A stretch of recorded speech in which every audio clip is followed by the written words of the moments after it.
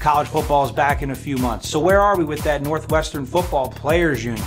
Some players at that private university signed cards wishing to join a union. So an election was held in late April, and the players voted whether or not they wanted to join and form a union. So what happened? Well, the players voted, but Northwestern said they didn't have the right to vote because they weren't employees.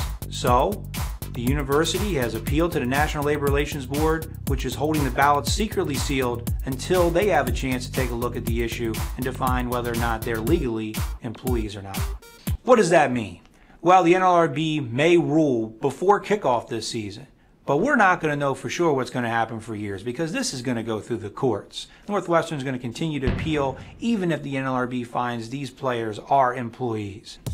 Why do people join a union in the first place? It's about getting a fair shake and an opportunity to have your side of the story told, having a place at the table. So maybe what's going on in Northwestern is going to have an impact on other universities around the country, because if coaches don't change how they're behaving toward their players and they overstep their bounds, then players are going to reach out, and maybe they'll reach out to a union.